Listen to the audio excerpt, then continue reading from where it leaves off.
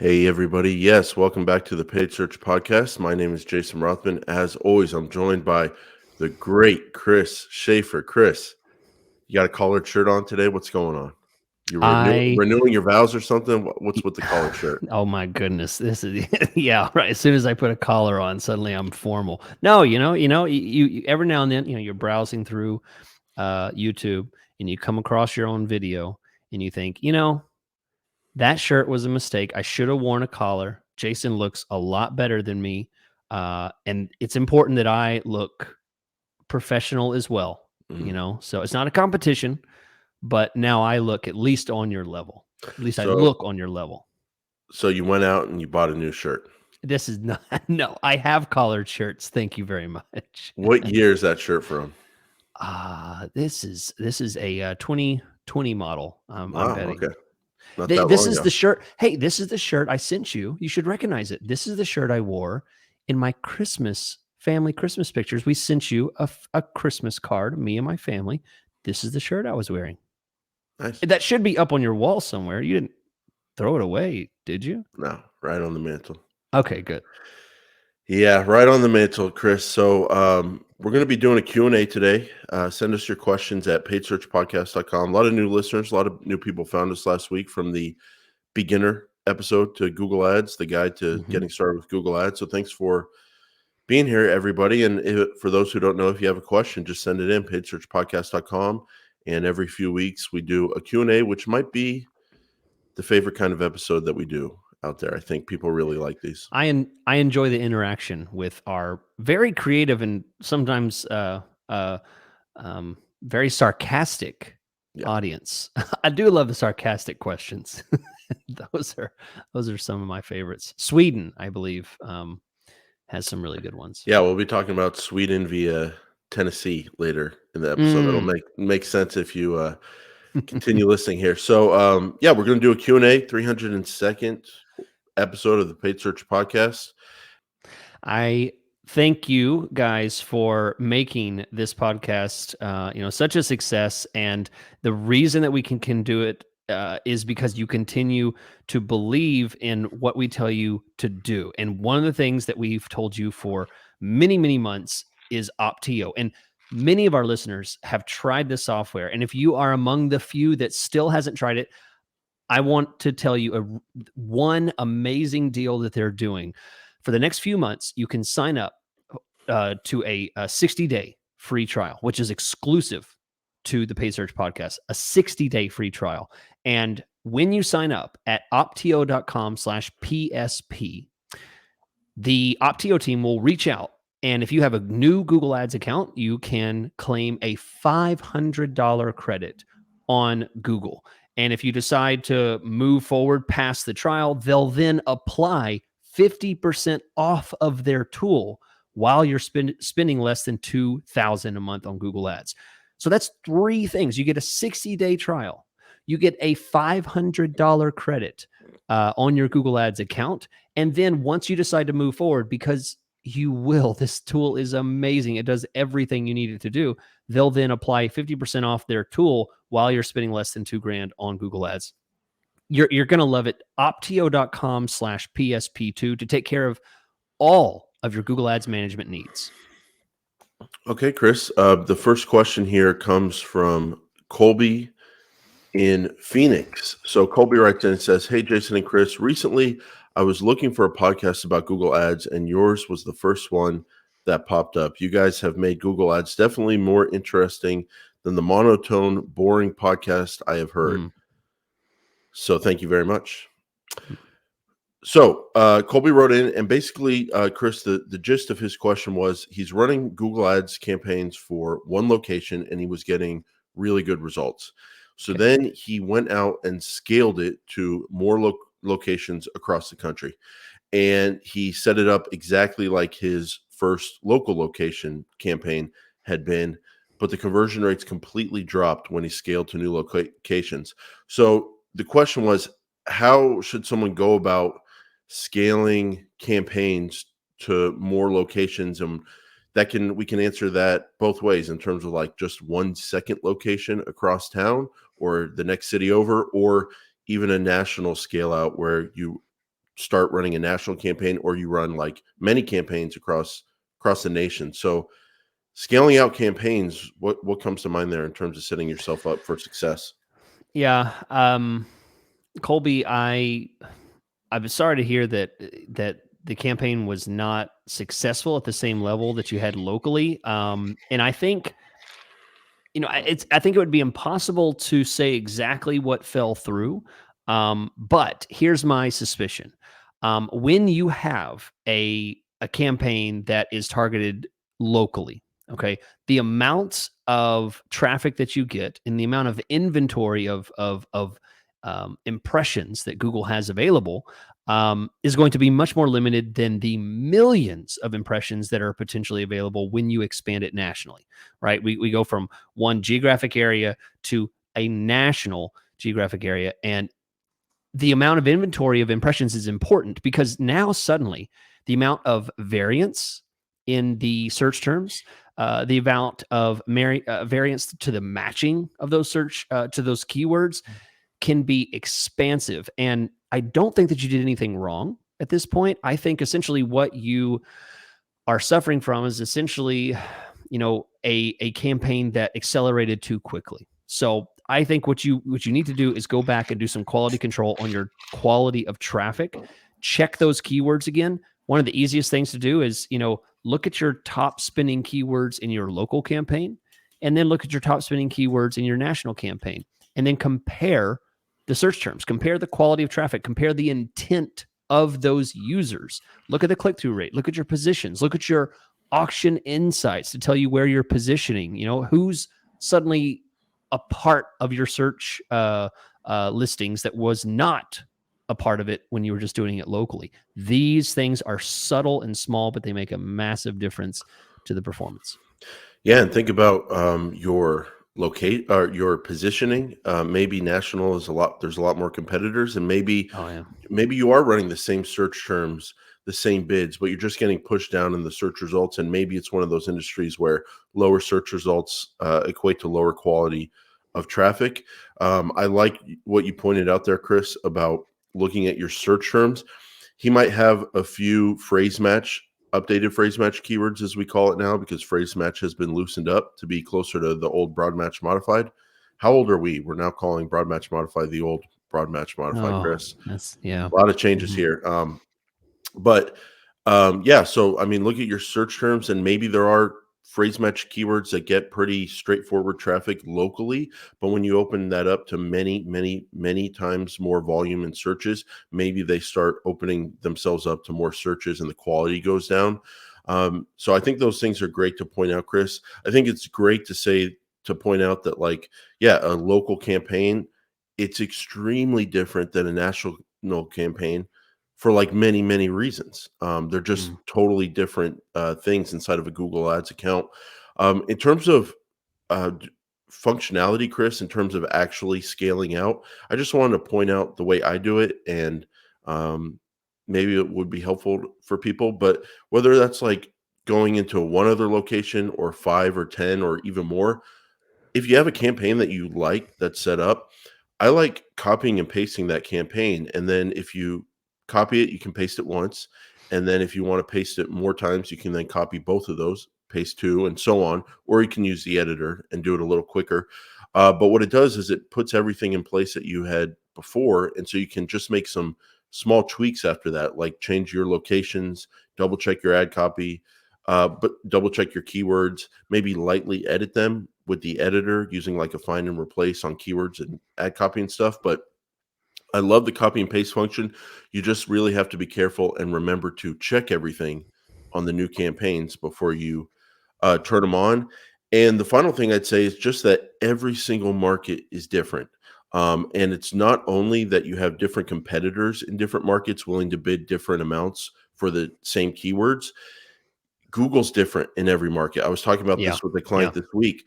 They were wondering why the cost per click for their industry was so much more in a neighboring state. And I'm not going to name the states, but one state is obviously better than the other state, just in terms of quality of life and everything Okay. there is to life. Okay. Would love to see what people would guess, but they're right next to each other. They're kind of similar, but it's a world away. Okay. And we're noticing that the keywords cost a lot more in that nicer state where the incomes are higher. And the client was asking me, does that mean the competitor's more intense there and the competition is more intense and they're willing to bid more? And I said, maybe.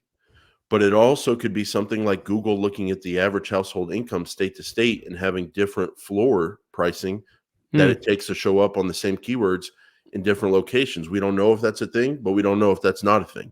And I Yeah, think it's a we thing. don't know. Yeah, So the point is every market is different because of competitors and probably because Google looks at different locations differently in terms of the amount of ad rank, quality score times the keyword yeah, here bid in different markets. So I wanted to point that out as well. yeah. And one final thing, you're. I think you were right on the nose there because this brought to mind. Consider the competitors and what offers they have that are now available at a national level Mhm. compared to a local level. There might be an ad, your service might be $15, and then there's an ad right below you that's or right above you that says, we do it for 10. Mm. And that would make perfect sense why conversion rates would drop, CTR would drop. I mean, because just right on the page, there's a better offer, or just even a click through. Maybe they open multiple tabs and your service is just not nearly as well presented as a competitor. That absolutely could be it. You could have everything perfect with the keywords, but it's because a competitor has a better offer. It looks better, it's better priced, better services, and you lose. I think well, one thing, Chris, I think the main points here are that like you can do things like copy and paste. You can run the same campaign kind of core strategy that you were running in one market in other markets. You can do that, and I do that, but you also have to be open to the fact that markets are completely different sometimes, Mm, and then you take it from there. So, yeah. Chris, why don't you read this question from Bobby from Denver? That's about well, he's a big fan of the show, and he's got a few clients, and he is asking about targeting. I shouldn't read the question. Go ahead, Chris. Yeah, I I'm thought I stepping thought up. I w- I know I'm stepping you up. just I just bumping thought I me would out read of it the better, way. so I was like, I I'll just try. start reading it better, and I then I want to start reading it help. better, and I was like, I Want to don't want to be help, a jerk on Jason. the internet. I got to be a nice guy. And Okay. go ahead, Chris. Oh, and now I can talk. Yeah, Thank you, sir. you're welcome. Bobby from Denver. Hey, all, I'm a huge fan of this podcast. The way you explain and think about Google ad strategy really resonates with me. I find myself listening and re listening and waiting for new episodes on a daily basis. I'm a Google Ads freelancer with a couple of clients, and I wanted to see if you would be interested in covering SaaS products a little more specifically. I find your advice applies well to my world, but always feel like I'm missing something. There are situations where I'm targeting keywords that have 100% target the services that the client offers, and I'll spend months trying to get it to work. They have a bunch of people that reach the book now Yeah. page, and for the most part, they drop off. I can't fathom why the keywords I have selected wouldn't work at all. So Bobby is in B2B, specifically SaaS products. Looks like he gets traffic, low conversion rates. Sounds like a classic B2B tech kind of issue. Seen it many times. Jason, what are you thinking? You've seen it many times. You're into SaaS advertising, software as a service companies. You do a lot of I, that. I wouldn't say a lot, but yes. Oh, yeah. I mean, I can name several now that I'm managing now. Yeah, absolutely. Wow. Not an industry I've really done much work in. I've done it a few times. Hmm. Been a lot more kind of local businesses for me. Okay. Lawyers, movers, roofing, all that kind of stuff.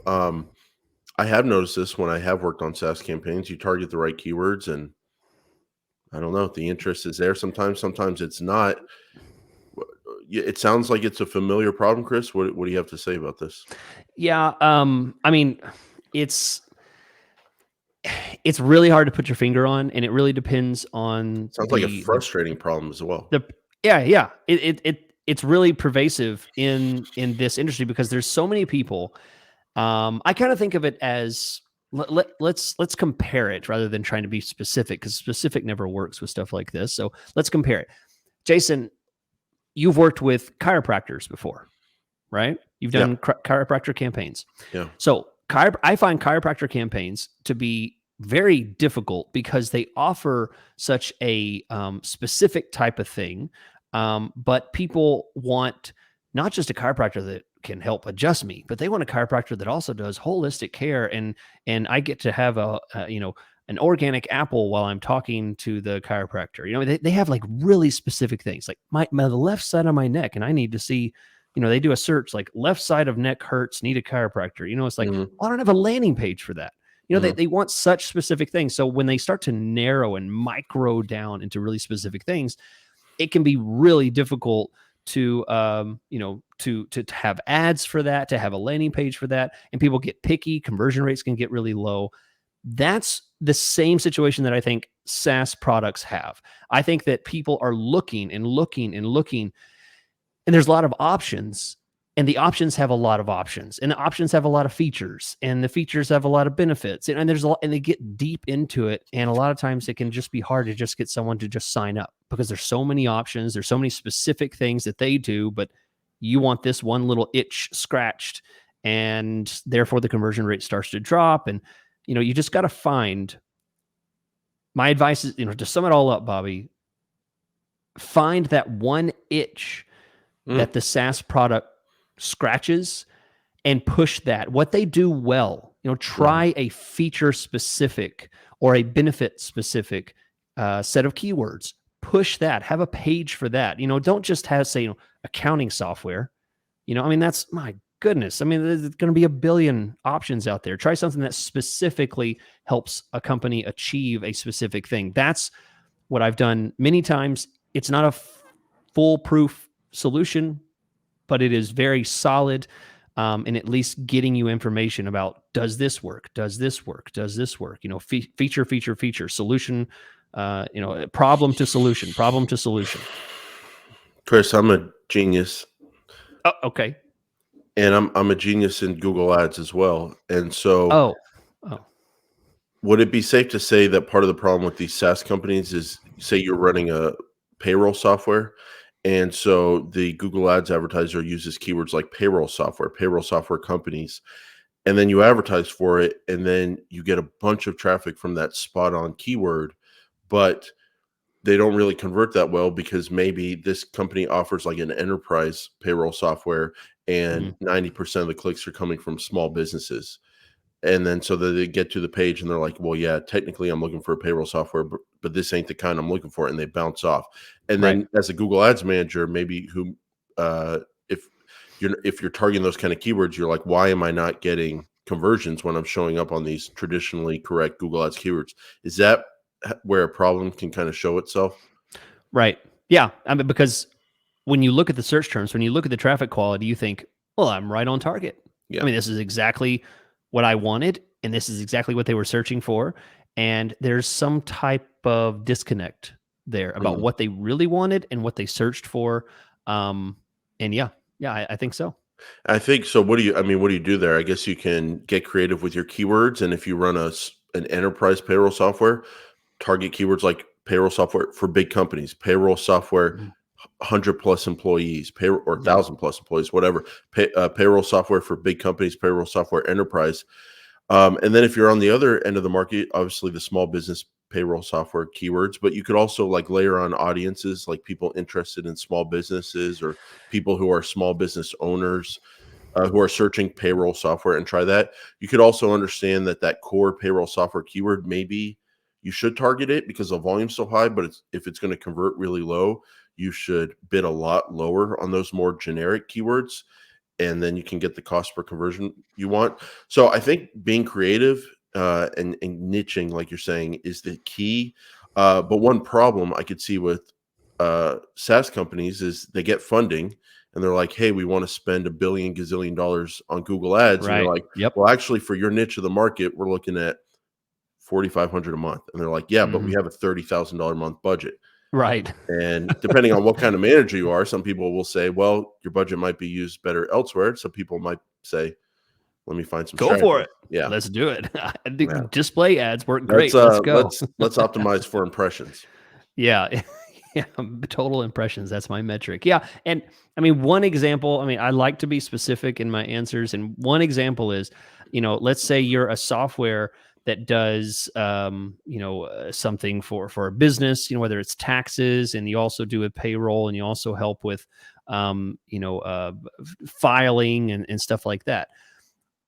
You could have a campaign that talks, about how your software helps you onboard new clients. One little thing about, somebody might be looking for onboarding, how to train people faster, how to onboard new clients. That your software may not be doing that specifically, but that's a feature, that's a benefit.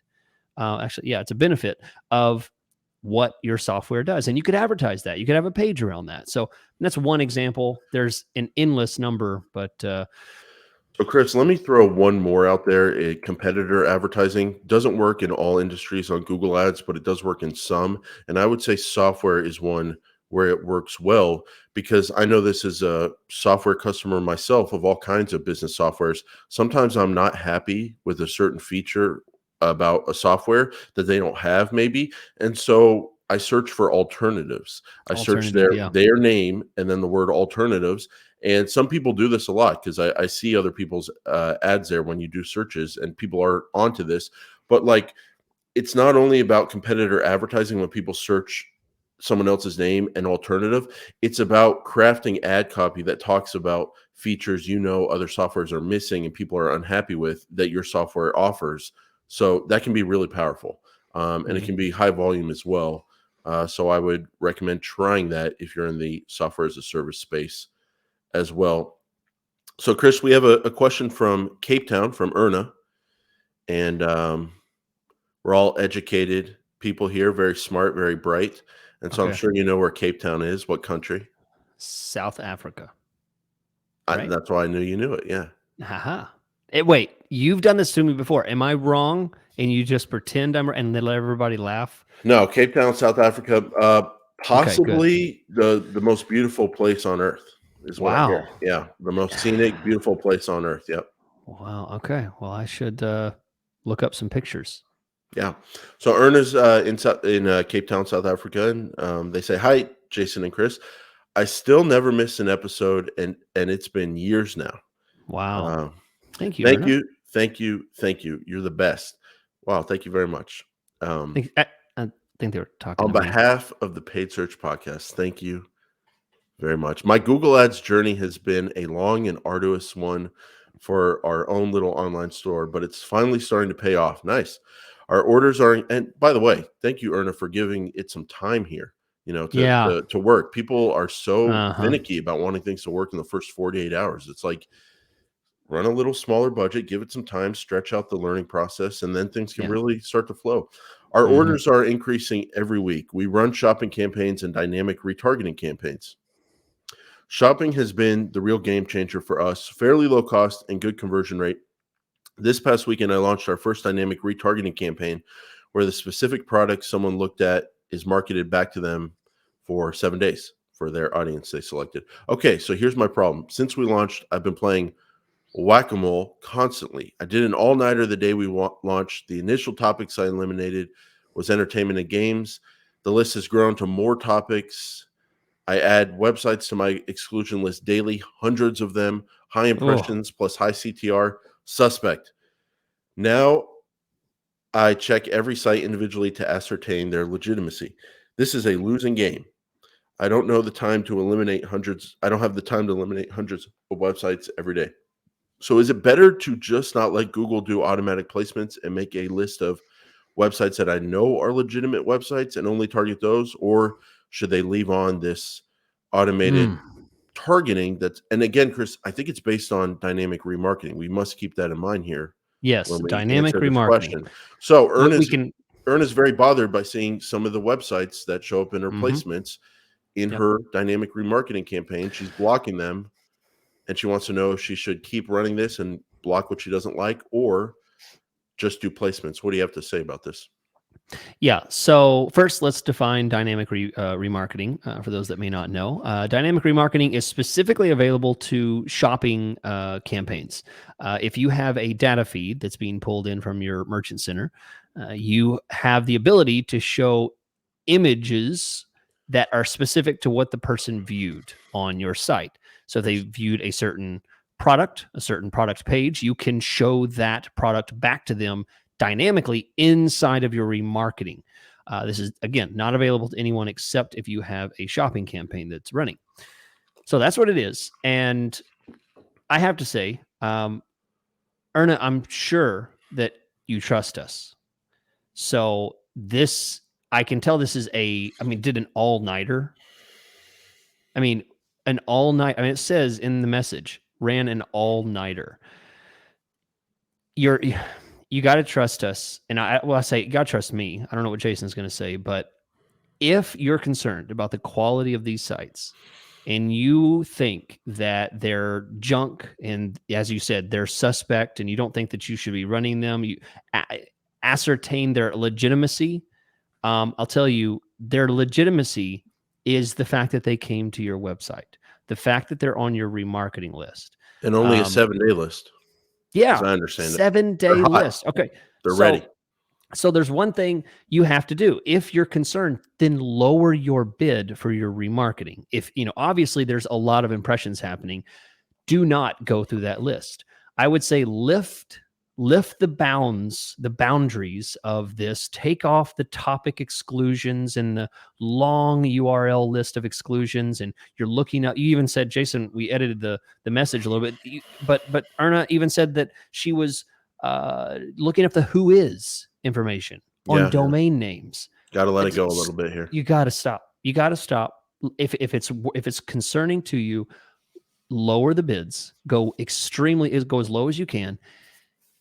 And then number two is make sure you do not have enhanced targeting turned on in your remarketing.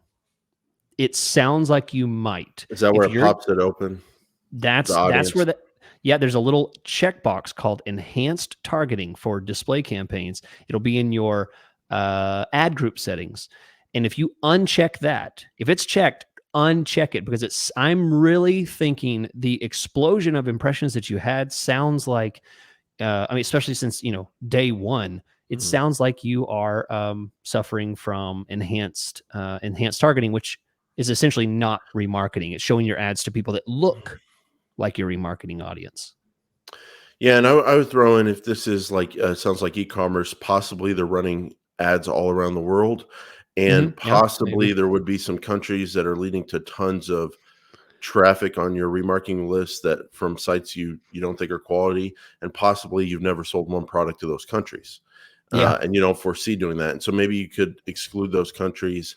But I think more generally, Chris, when you're running remarketing, probably you don't need to be looking at your placements in terms of where your ad showed up. You just have to trust that remarketing process, and you got to take it higher level and look at the data.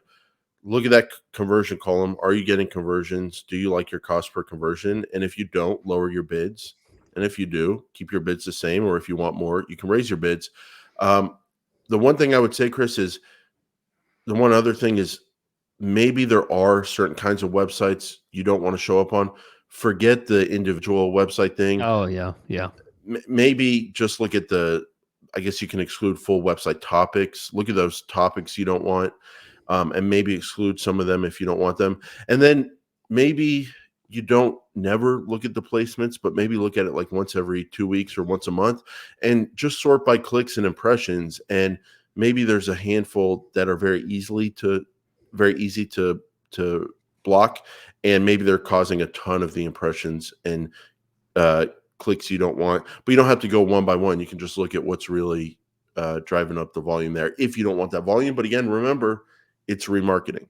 And then alternatively, if you do want to set up a placement display campaign and target certain websites, you can do that.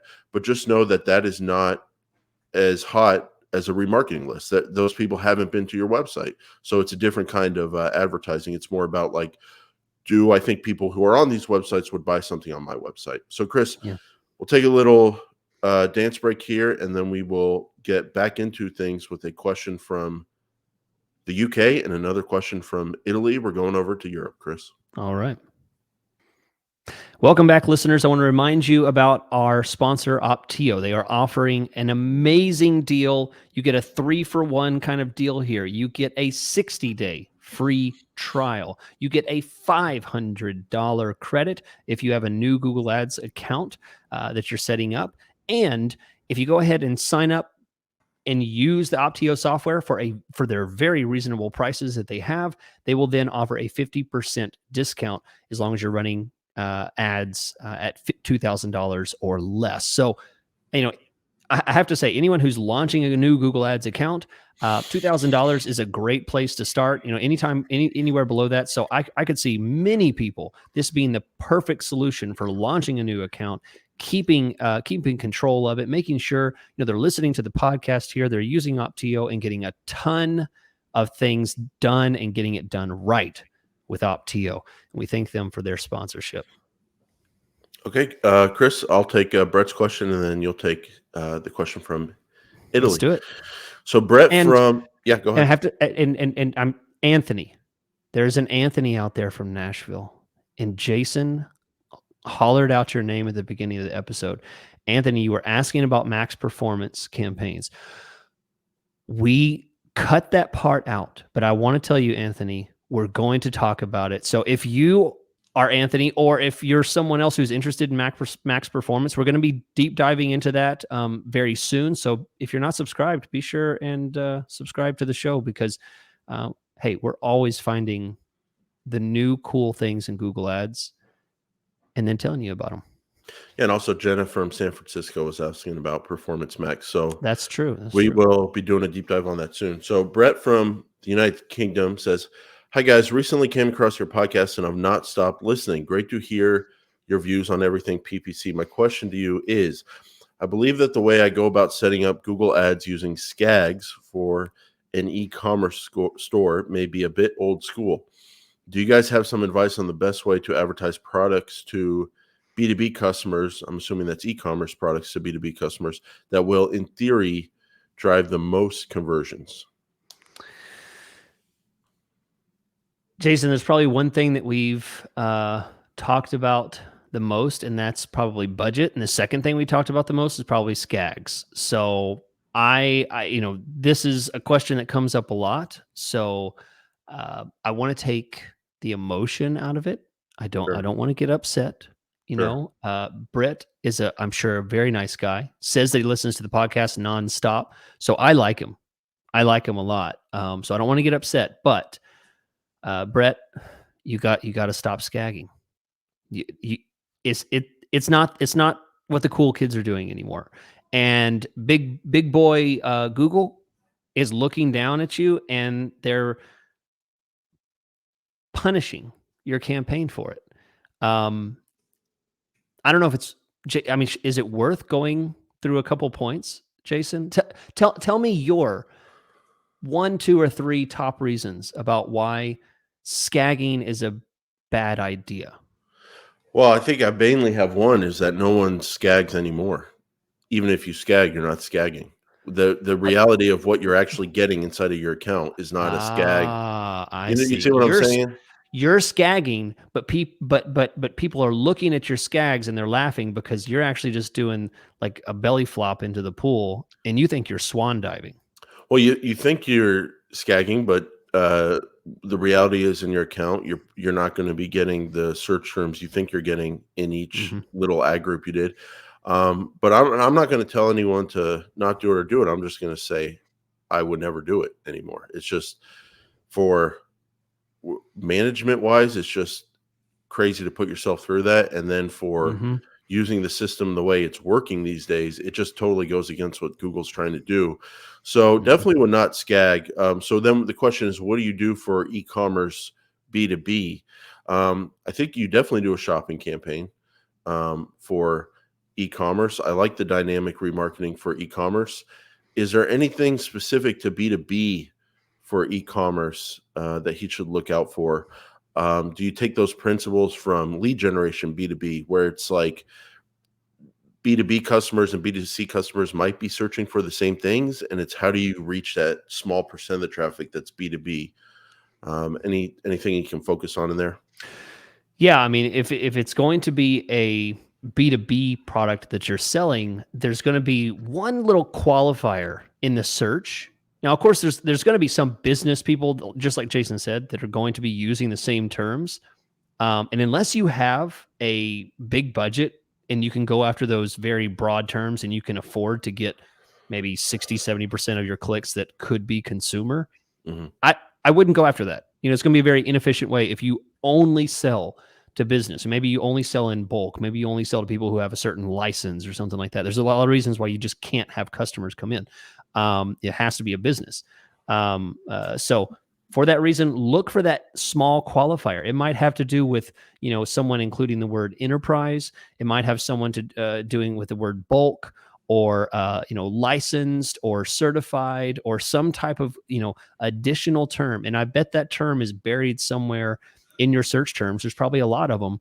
Find those and then shrink your target, because you're likely only advertising to about 10% of the traffic that's out there looking for this. 90% is going to be consumers. 10 to 20% is going to be businesses that you want. You're going to need to narrow what you're doing and very likely bid higher on that more narrow audience. I mean, that's it for B2B. I mean, that's really the way it goes. Yeah, and I guess if you are thinking about how to de-skag, how to move away from skagging, Ooh, I think for cool word. e-commerce, it's the same for lead generation, where you kind of look at the lead generation, you look at the services you offer, those become your ad groups. For e-commerce, you look at the products you offer, and any search that is looking for one of the products on your site, whether it's like someone searches for this widget and then another keyword is widgets for sale and it's the same widget, or another keyword is the same widget but like part of the name of the widget, but you know what they're searching for, all of those kind of keywords can go in one ad group, as long as the ad that they need to see and the page they need to be brought to are for the same product. As long as they're searching for that same product, you can put those different keywords in the same ad group, as long as they all make sense for that product's ad and that product's page on the website. And that's how you kind of de-skag. And I think you might find it's a lot more simple and effective way to run Google Ads in this current era. I like that de-skag, like it's kind of like a detox. You're going to have to quit. You're going to just have to quit. Yeah. Yeah. Good luck, Brett. Good luck. We're rooting for you. Write back in and tell us. I'm a former skagger. Thank you that's what I want to hear. So Chris, why don't you read this question from Jordan from Italy? But first tell me, all I want is two cities in Italy. Just two. Rome. Good. Okay. Yeah, there's still a city. Spaghetti. Rome and spaghetti. There has to be a spaghetti Italy somewhere, right? All right, we're going to find out. Spaghetti, Italy. It's on the southern tip, probably close to the water. The end of the boot, maybe. Spaghetti. So I did. I'll give it to you this way. There's a city called Gragnano, and Gragnano is the home of some of the best dried pasta in Italy. That's what I meant. And It's called the Pasta Town. There we go. What it's known for. Pasta Italy. That's what I call it. And I knew you knew that, so we'll call that a win. Pretty impressive, isn't it?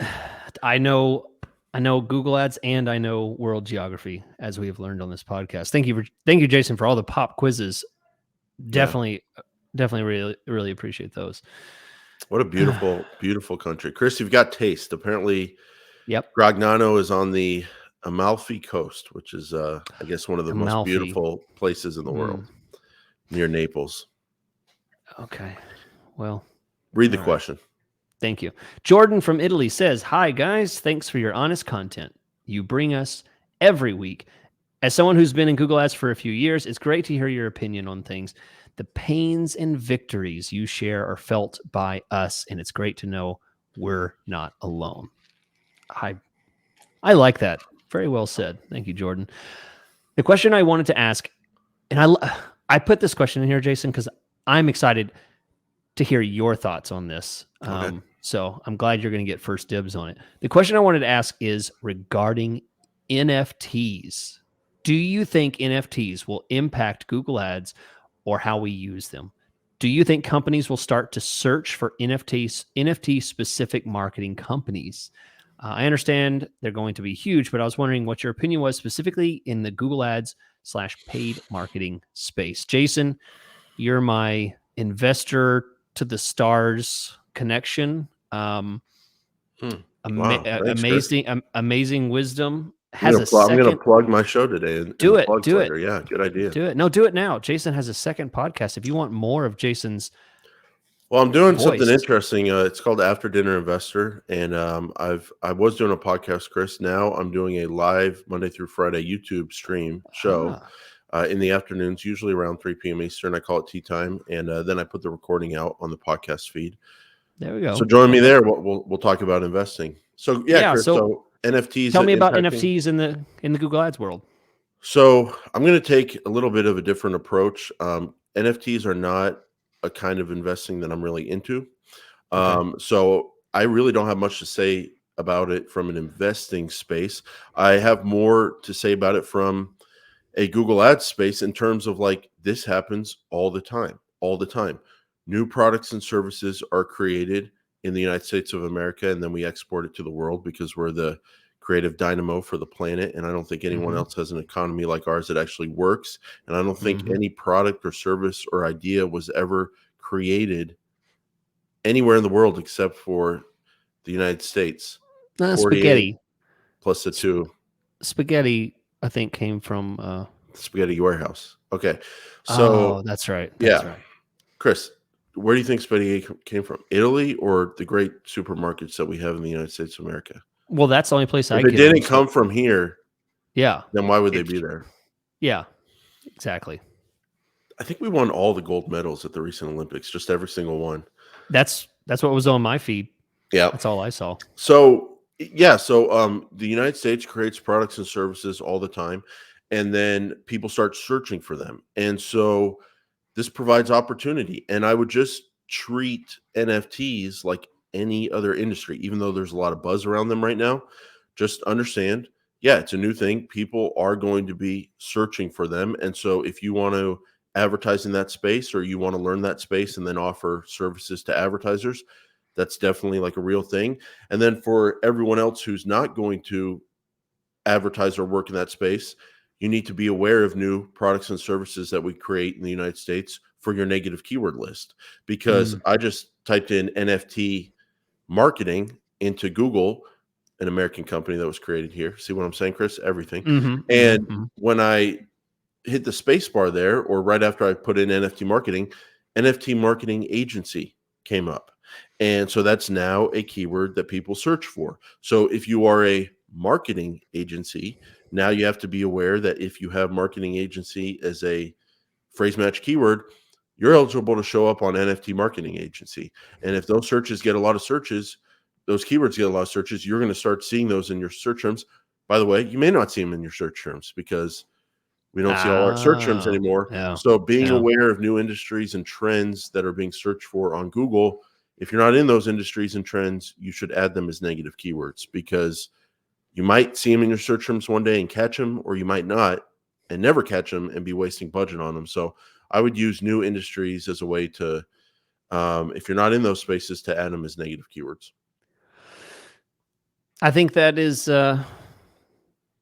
that's it, because I have nothing to add about NFTs. I don't understand it. I don't need to buy a digital monkey. I have no interest in We're going to delete this from the pod when we sell the Paid Search Podcast NFT of our first episode, Chris. Someone could buy the first episode for $100,000, and then they own that audio. Yeah, they own that audio. And then anybody else that wants to listen to that audio, they can. But if they want to then buy it from them, then they can get residuals on it. And it's like an easy way for everybody to make money. So you could also buy the episode at our store for $2.99. But you could also buy the NFT. Don't tell them that. The NFT. You could truly own it for $100,000. Chris, why don't you tell everyone how they can truly own an hour of your time? Absolutely. Well, I want to tell you guys about chrisschaeffer.com. That's where you can go. That's CHRISSCHAEFFER. Longest last name ever, but the best Google Ads coaching and management and training that you'll find anywhere. Just pop over there and grab a training session, 1 hour training on Zoom.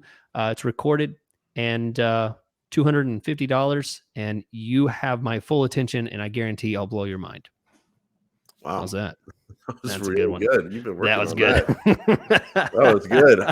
And I guess RothmanPPC.com for Google Ads management and Yeah, that's consulting. right. I got you beat this time. Yeah, it's Okay, hard to follow that one. Why don't you take us out, Chris? yeah. All right. Thanks, guys, for being a part of the show.